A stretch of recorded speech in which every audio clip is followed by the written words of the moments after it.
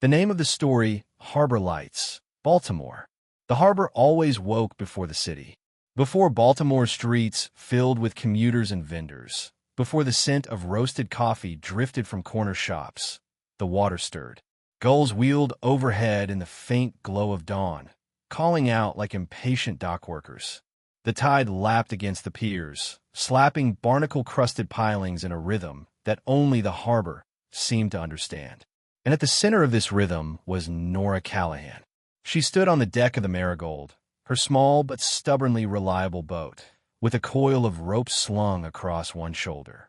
Her windbreaker was zipped only halfway despite the chill in the spring air, and her brown hair, knotted into a messy bun, caught the salty breeze. Every morning was like this, silent, steady, ritual. She inspected the hull, checked the fuel, tested the ropes, and ran her hand along the polished wheel in the pilot house as though greeting an old friend.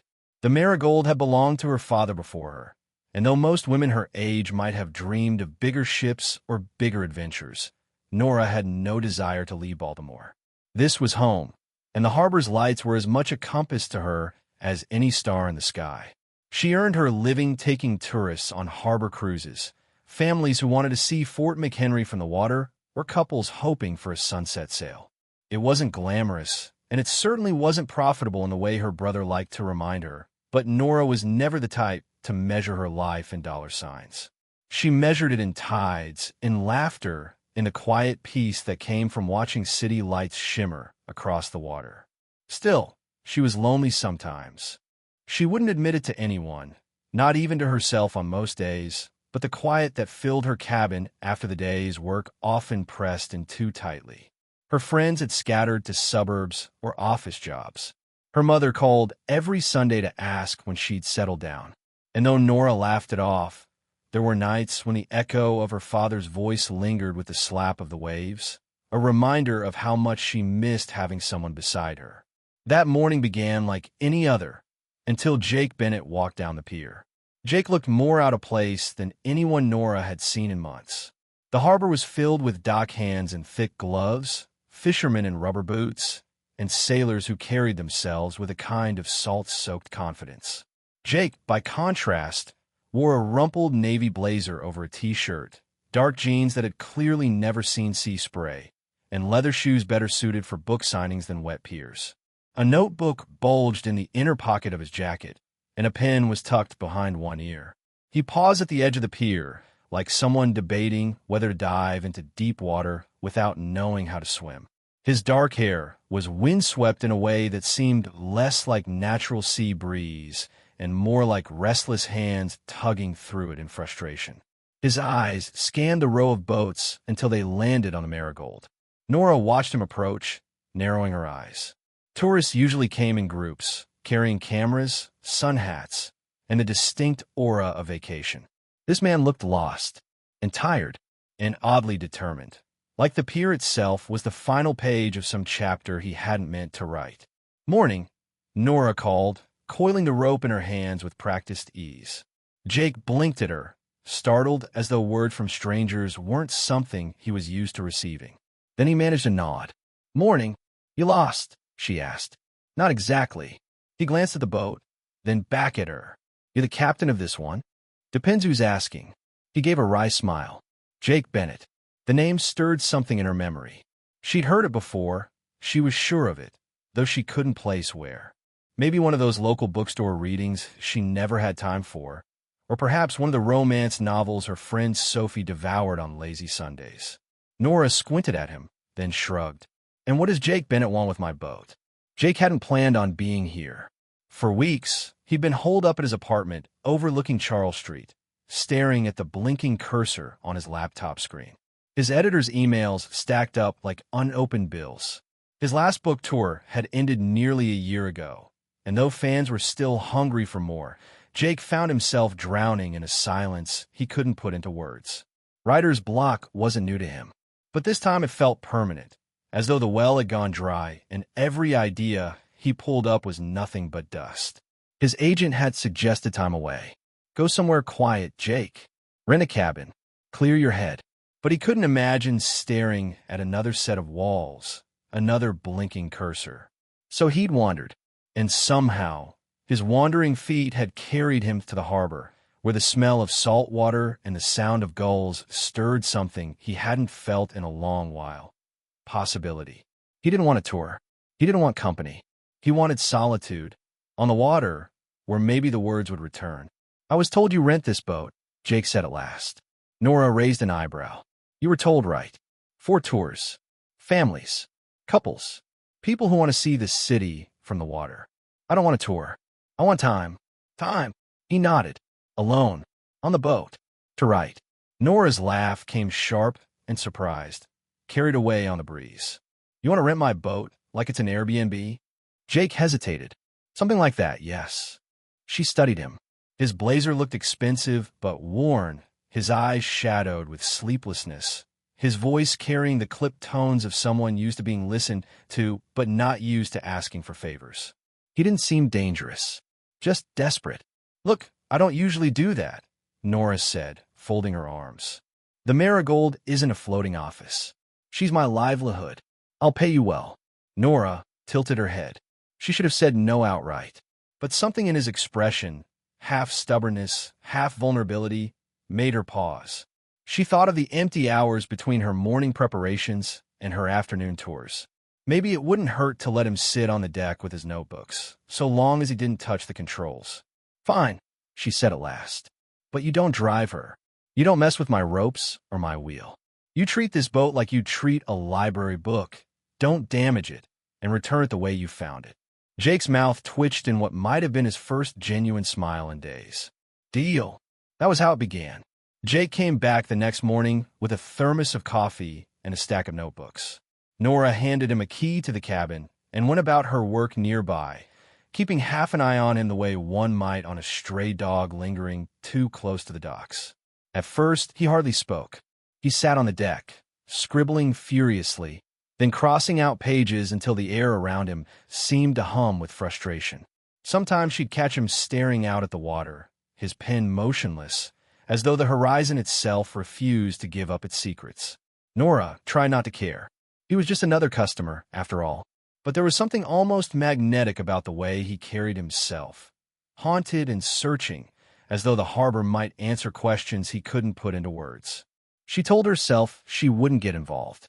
But of course she already was. The third morning, Nora caught him humming. She was sitting on the dock with a bucket of tools, sanding a stubborn patch of wood along the railing, when Jake arrived with his usual stack of notebooks. He looked as disheveled as ever, like sleep was something he hadn't properly managed in years. But as he lowered himself onto the deck, a tune slipped unguarded from his lips. Low, melodic, unfinished. "You sing too?" Nora asked, breaking the silence. Jake froze, mid-uncapping his pen. "What?" "You were humming," she said with a faint smirk. "Don't worry, I'm not judging. Harbor's got good acoustics." Color rose faintly in his cheeks, and he looked back down at his notebook. "Just a habit." Nora shrugged and went back to sanding, but something about the moment lingered. It was the first sign she'd seen that Jake wasn't entirely swallowed by his own shadows. Over the next week, she got used to him being there. At first, Nora thought of him as little more than background noise, a quiet, brooding presence occupying the deck while she ran her errands and prepared for tours. But little by little, she found herself listening for the scratch of his pen, the sighs of frustration when he ripped out a page, the occasional muttered word that slipped from his mouth as though he were arguing with unseen characters. And sometimes he looked up. She'd feel his gaze on her as she tightened knots, hauled supplies, or navigated tourists onto the Marigold. She never asked him about it, but she noticed. His eyes softened when they landed on her, like she'd somehow stumbled into his story without permission. One breezy afternoon, after her tour group had disembarked and the pier had grown quiet, Nora found him staring blankly at his notebook again. His pen hovered above the page, but nothing came. His jaw clenched in frustration. "Let me guess," she said, leaning against the railing. "Writer's block." Jake looked up, startled, then gave a dry laugh. "That obvious? You've been sitting in the same spot for half an hour. Notebook still blank. Kinda gives it away." He exhaled, dragging a hand down his face. It's been like this for months. The words used to come so easily. Now it's like trying to catch smoke. Nora tilted her head. So why here? Why a boat? Jake's gaze drifted over the harbor, where sunlight spilled across the water in fractured ribbons. Because it's quiet. Because the city keeps moving whether I write or not. But the water, he paused, shaking his head. The water doesn't care. It just keeps breathing, in and out. Nora studied him for a moment, then reached for a rope lying coiled at her feet. You know how to tie a bowline? Jake blinked. A what? She grinned. Oh, no. Strong, simple, useful for about 100 things on a boat. She looped the rope with quick, practiced fingers. See, rabbit comes out of the hole, goes around the tree, back into the hole. She tightened it with a snap.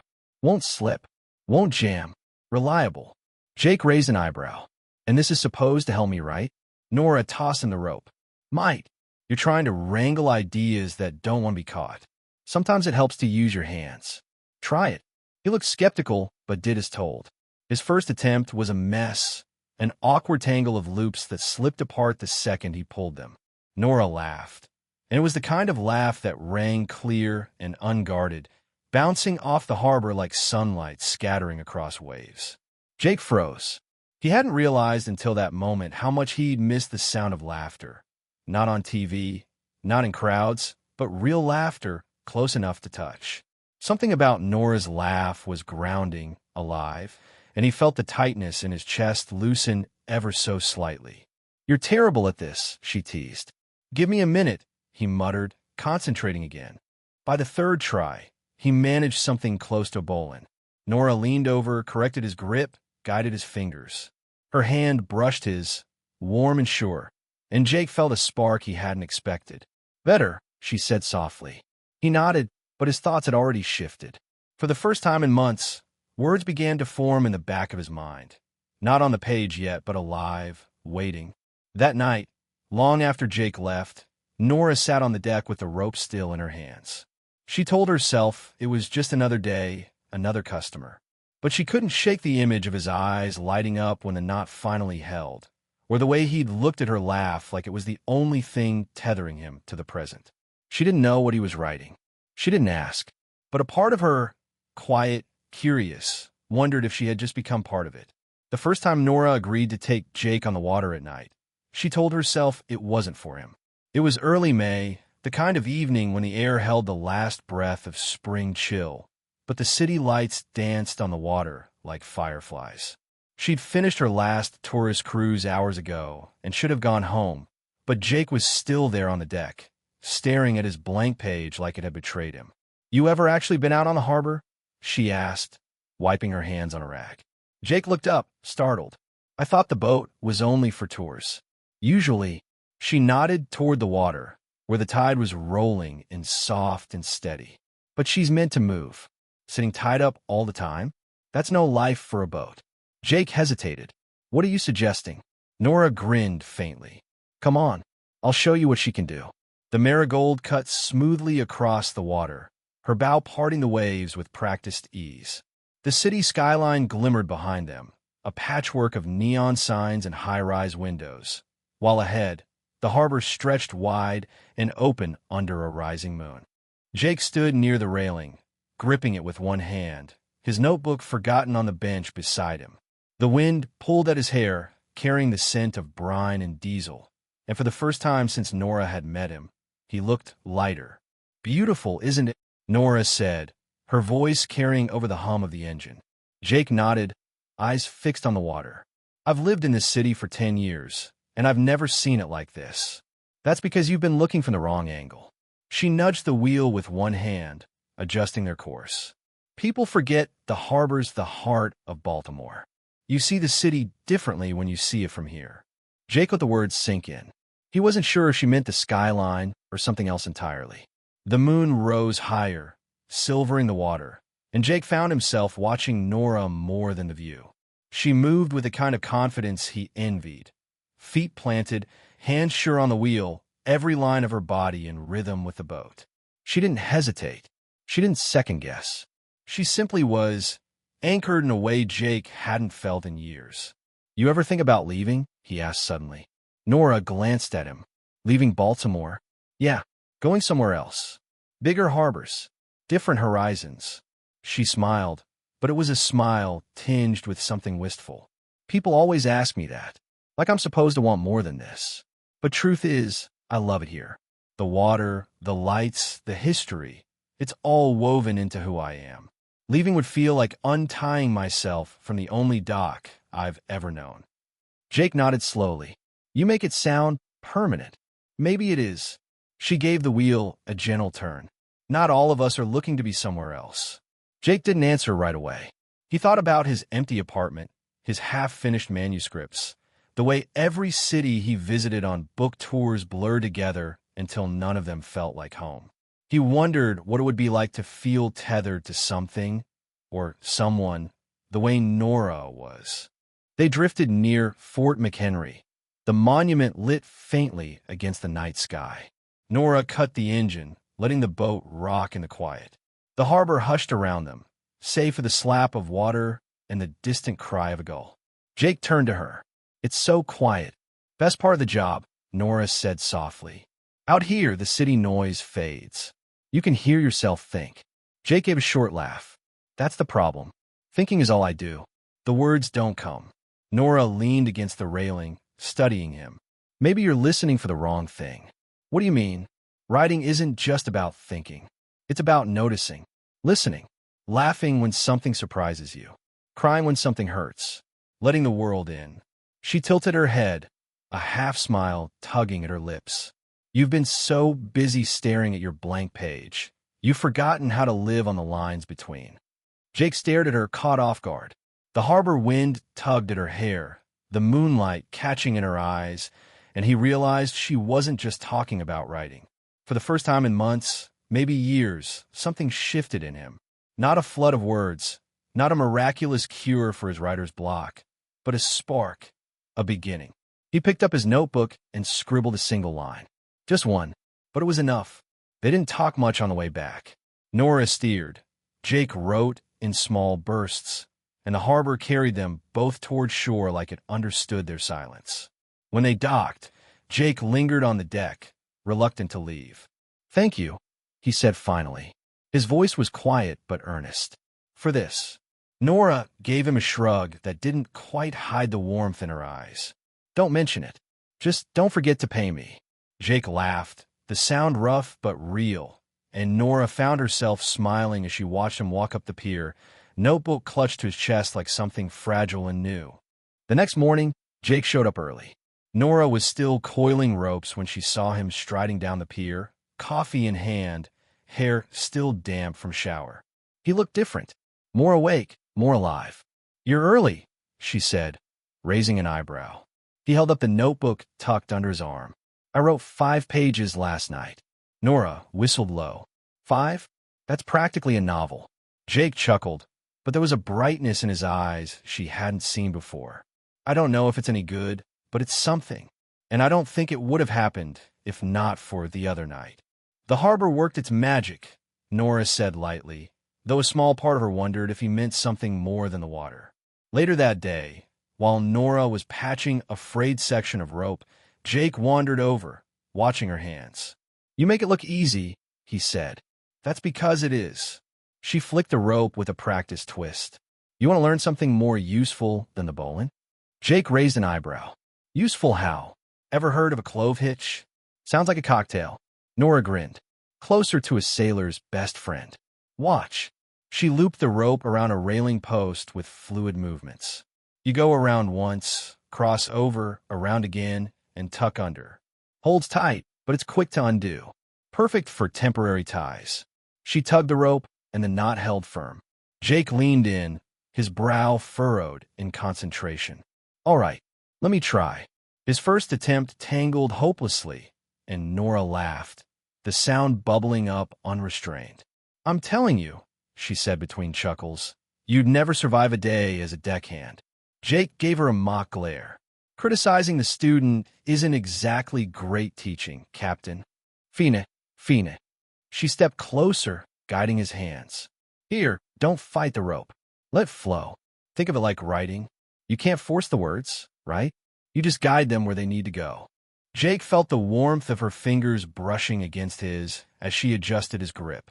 The scent of salt water clung to her jacket, and suddenly the world felt very small, just the two of them and the rope between their hands. "There," she murmured. "Now pull." The knot tightened neatly against the post. Jake blinked. "I did it." "Of course you did." Nora's smile lingered longer than usual. "See? Reliable." For a beat, neither of them moved. His hand was still close to hers, her voice still soft in his ear, and the harbor seemed to hold its breath. Then Nora stepped back abruptly, tucking her hands into her jacket pockets.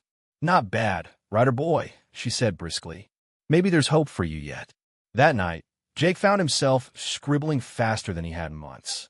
The knot, the harbor, the way her laughter tangled with the waves, it all poured into his notebook. But what startled him most wasn't that he was writing again. It was that he didn't want to stop thinking about her. A few days later, rain kept most tourists away, leaving Nora with unexpected free hours. Jake was already on the deck, scribbling, when she emerged from the cabin holding 2 mugs of coffee. "You're going to freeze out here," she said, handing him one. He accepted it gratefully. "Guess I lost track of time." "You always do," she teased. They sat side by side under the awning, rain pattering against the deck. For a while, the only sound was the hiss of water and the low hum of the harbor. Then Jake spoke quietly. "Can I ask you something?" "Shoot." "Why boats? Most people I know would have gone for something more stable." "Predictable." Nora tilted her head, considering. "Because this is what my dad loved. He taught me how to tie my first knot when I was 5, how to read the tide by the smell of the air. When he died, the boat was the one piece of him I could hold on to. Every time I'm out here, it feels like he's still teaching me something." Jake studied her profile, the way her eyes softened at the memory. "That's beautiful. Painful, but beautiful." She gave a half smile. "Your turn." "Why writing?" Jake exhaled, staring into his coffee. "Because it was the only way I knew how to make sense of things. I grew up moving around a lot. My mom was sick for most of my childhood, and my dad worked 3 jobs. Books were the only stable thing in my life. Eventually, I thought maybe I could build something permanent out of words." He gave a bitter laugh. "Funny thing is, now the words are the parts slipping away." Nora didn't say anything right away. Instead, she reached over and tugged lightly at his sleeve, grounding him in the moment. "They'll come back. You've already started." Jake looked at her hand, then at her. For once, he believed her. The rain eased, and the harbor lights flickered to life as evening crept in. Nora and Jake lingered on the deck long after their coffee grew cold, talking about nothing and everything. Favorite foods, books that had shaped them, places they'd never been but dreamed of seeing. It wasn't a planned conversation. It wasn't forced. It was the kind of dialogue that slipped easily, like a rope falling neatly into place, knotting 2 lives together without either of them realizing. And by the time Jake finally left that night, Nora found herself standing at the edge of the pier, watching him disappear into the rain-damp streets, her chest oddly hollow until the sound of his footsteps faded completely. By the time summer began to stretch its warmth across the city, the harbor had become less a workplace for Nora and more a stage where something unnamed unfolded between her and Jake. He no longer just rented her boat. He lingered, helped her scrub the deck, carried supplies from the dock, even poured coffee into mismatched mugs in the small cabin. The words were flowing again for him. She could see it in the constant scratching of his pen. But what unsettled Nora wasn't how much he was writing. It was how often he was watching her. One evening, when the day's last tour had ended and most boats were moored, Jake asked quietly, "Can we take her out again?" "Just us." Nora hesitated. She told herself the first moonlit cruise had been a one-time indulgence. But the look in his eyes, hopeful, a little unsteady, softened her resistance. "Fine," she said, trying to sound casual. "But you're hoisting the lines this time." The Marigold slipped into the harbor as twilight deepened. Lights blinked on across the city, reflections rippling in the darkening water. The air was warm but touched with a cool edge, the kind of evening that promised stories if only you lingered long enough to listen. Nora guided the wheel, while Jake moved around the deck, his motions awkward but earnest as he handled the ropes. He still fumbled, still tied things too loosely, but his laughter when she corrected him filled the air in a way that made the night feel brighter. "Admit it," he called over the hum of the engine. "I'm improving. Like a baby deer learning to walk," Nora teased. Adorable, but not exactly seaworthy. Jake grinned, and the smile tugged something inside her she hadn't expected. They reached open water, and Nora cut the engine, letting the boat drift. Above them, the moon rose like a silver coin, scattering its light across the waves. The harbor hushed around them, city sounds distant, leaving only the rhythm of water against the hull. Jake leaned against the railing, his notebook tucked under one arm. "You were right," he said softly. "About what?" "Seeing the city differently from out here. It feels alive, like it's breathing with us." Nora glanced at him, at the way moonlight traced the edges of his face, and felt a tug low in her chest. She looked away quickly, focusing on the skyline. "Told you. Boats have a way of teaching you things." Jake was quiet for a long moment. Then, "You know what I've been writing?" Nora shook her head. "Not my business. It is actually—" He turned to face her fully. "Because it's about you." Her hands froze on the railing. "What?" "Not in some creepy way." His voice was rough, uncertain. "But your laugh, the way you move on this boat, the way you see the harbor, it reminded me what it feels like to actually see again. You're in every line I've written the past few weeks." Nora's throat went dry. She wasn't used to being seen this closely, not beyond the surface of her job, her routines. His words felt too sharp, too honest. And yet, something in her wanted to hear them again. "You shouldn't make me your story," she said quietly. "Maybe I can't help it." The silence stretched between them, taut as a rope in the tide. Then Nora reached for a length of rope lying coiled at her feet. Her hands moved almost automatically. "Here," she said, her voice steadier than she felt. "Let me teach you one more knot. It's called a fisherman's bend. Strongest tie you'll ever learn." Jake stepped closer, their shoulders nearly brushing as she showed him the loops, the tucks, the pull. His hands fumbled at first, and she guided him, her fingers grazing his. The air thickened between them, charged. "There," she murmured, tightening the knot. "That one won't let go, no matter how rough the water gets." Jake looked down at the knot, then at her. His voice was low. "What if I don't want to let go?" The question hit her harder than the harbor wind. For a heartbeat, she couldn't breathe. The boat rocked gently under them, and suddenly the space between their faces seemed impossibly small. Nora could hear the water slapping the hull, could feel the warmth radiating from him, could see the hope written plain in his eyes. Her hand hovered near his, uncertain, and then she stepped back. "Nights like this," she said, forcing a smile, "can trick you into thinking things that aren't real." Jake's jaw tightened, but he nodded slowly. "Maybe. Or maybe they show you what's real, if you're brave enough to admit it." Nora turned away, busying herself with the wheel. Her pulse hammered too fast. She didn't know which possibility scared her more, that he was right or that he wasn't. The rest of the cruise passed in silence. When they docked, Jake lingered on the deck as though waiting for her to say something, anything. But Nora only gave a tight smile and busied herself with the ropes. "Good night, Nora," he said finally, his voice soft but heavy. She didn't look up until his footsteps had faded down the pier. That night, alone in her cabin, Nora sat with the rope he'd tied, the fisherman's bend still firm and unyielding. She traced it with her fingers, her chest aching. She told herself she'd done the right thing, that keeping her distance was safer. But the knot held tight, no matter how she pulled at it. The summer bled into autumn before either of them noticed.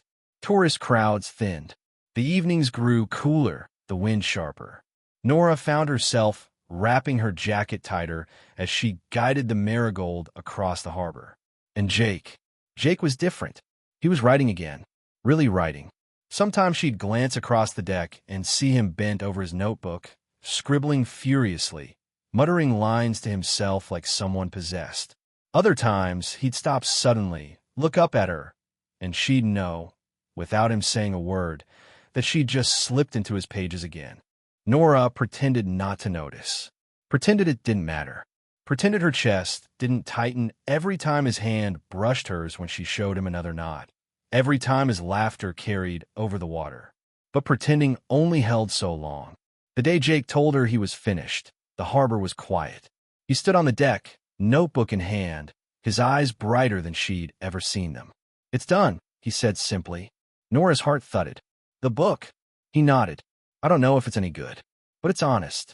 More honest than anything I've written in years." "That's all that matters," she said softly. Jake stepped closer, holding her gaze. "You're in every chapter. You're the reason it exists." Her throat tightened. "Jake, I know you're afraid," he interrupted gently. "Afraid to let someone in, afraid it won't last. But Nora, sometimes the strongest knots aren't the ones you tie carefully. They're the ones that form when you're not even looking. And I think that's what happened with us." Nora looked away, blinking hard at the city skyline. The harbor lights flickered in the dusk, scattered like stars across the water. For years, those lights had been enough for her. Steady, familiar, home. But now, standing next to Jake, she realized how much brighter they seemed. "You're a writer," she said finally, her voice trembling. "You'll leave. You'll go on tours. You'll find stories in other harbors." Jake shook his head. "I've already found the only story I want. Right here." The words broke something loose inside her, something she'd been holding too tightly. She let out a shaky laugh, half disbelieving, half relieved. "You're impossible, and you're the best thing that's ever happened to me." He pulled a small, bound stack of papers from his bag and placed it in her hands. The title page read simply, "Harbor Lights," by Jake Bennett. Nora's breath caught. "Check the dedication," he murmured. She flipped to the page, and her chest tightened as she read. "For Nora, for the one who showed me how to tie knots that never come undone." When she looked up, her eyes were wet. Jake was watching her with the kind of patience she'd only ever seen in the sea. Endless, steady, waiting. Slowly, she set the manuscript aside and reached for his hand. "You're sure about this?" "I've never been more sure of anything." Nora hesitated only a second longer before stepping into him. His arms wrapped around her, grounding her the way the harbor always had, and when their lips met, it was like the tide pulling them both exactly where they were meant to be. That night, they stood together on the deck of the Marigold, the city lights shimmering across the water. Nora leaned against Jake, his manuscript tucked safely inside the cabin, the harbor breathing steady around them. For the first time in a long time, she didn't feel alone. The water lapped at the hull, the ropes held fast, and above them the Baltimore harbor lights burned steady and bright, just as they always had, and maybe always would. The end. Thank you all for listening, and I hope you enjoyed it.